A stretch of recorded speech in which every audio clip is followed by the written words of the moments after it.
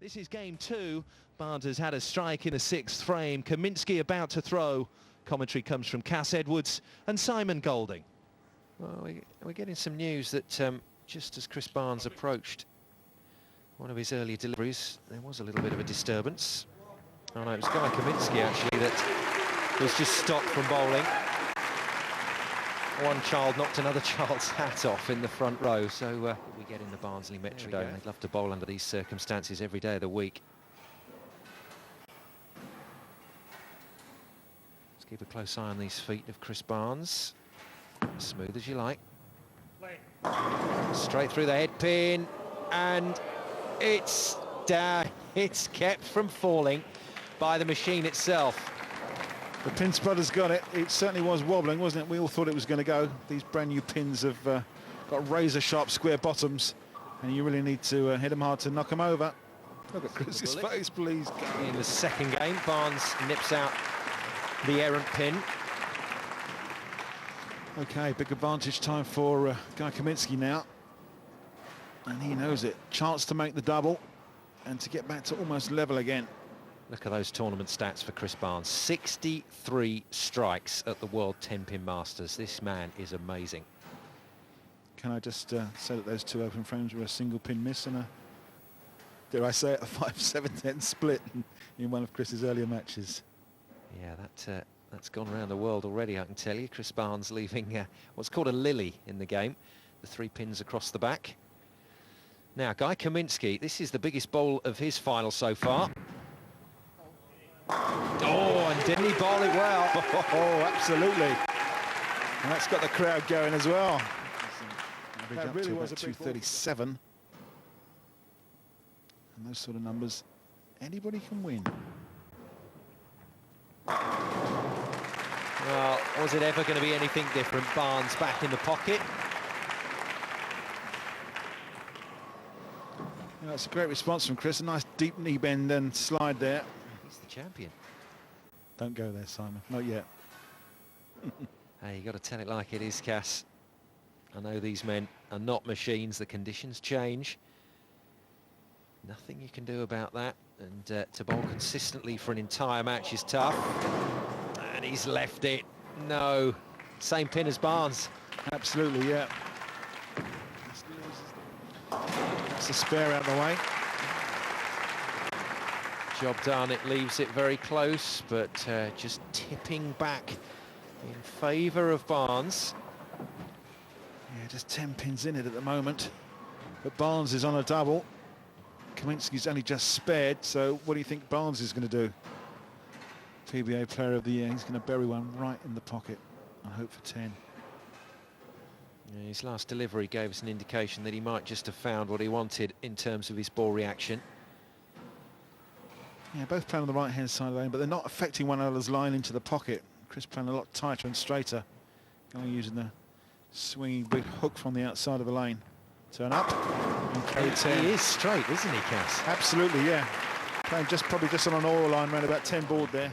Exactly who he's on stage with. Well, if Guy doesn't strike, Chris will be growing in confidence, not probably that he doesn't need it. But 2 spares in a row for Caminsky at this stage is not what he wants. That's good enough. Look out. And there they go. Gets the ball wide on the lane. He knows he's going to get the reaction at the break point there. And it came right back, ripped the rack, and carried all 10. Great response. Well, still just 10 pin. Chris Barnes then with the World Tenpin Masters trophy just in the background there. Our TV director saying it looks like a lump of kryptonite. So Superman doesn't want to stand too close to that. He actually knows how heavy it is because he lifted it over his head a couple of years ago when he won this event. Another big ball for Barnes. Tight and straight. Ooh, high on the head pin, very high on the head pin, Simon, and that's very fortunate indeed. But again, look, it's made 3 strikes in a row. You have to take advantage when you've got those strikes. Bury another one in there and ride your luck if it's not. And he knows it. Look at that. Guy's turn again. And unfortunately, it's pressure time. Every time that Guy gets up, he is under pressure to make 10. Well, you'll hear us say it a few times from here on in, but This is the game right here for Caminsky, and he's still in it. Yeah, he's certainly showing some expertise and ability. Great looking shot there. Under pressure again, and he's responded in the best way. What a final, both players playing very well. A double for Caminsky, a double for Barnes, only 10 pins in it. Along this game.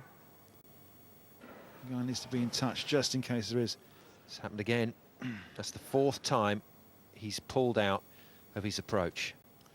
Yeah, he's actually given someone a bit of a mean look in the audience, I'm afraid. I can't spot what it was, but Chris will know. But he's regrouped, as he's done before. He's working on 3 strikes. Can he make it 4? Yes, he can.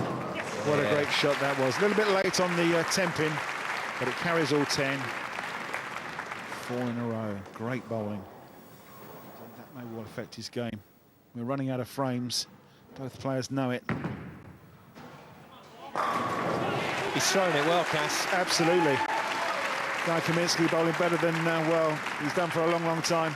He's had quite a good year through a 300 game a couple of weeks ago in Istanbul in Turkey. Had a couple of good wins in Las Vegas.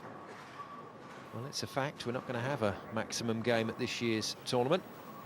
But we've been pretty close. Chris Barnes and Kirsten Penny get flustered.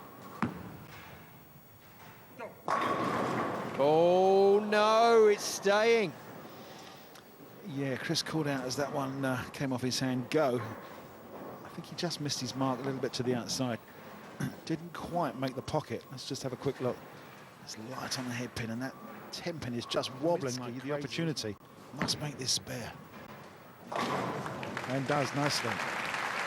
Well, he's got it. It's changed the game again. And now Guy Caminsky with a massive opportunity here.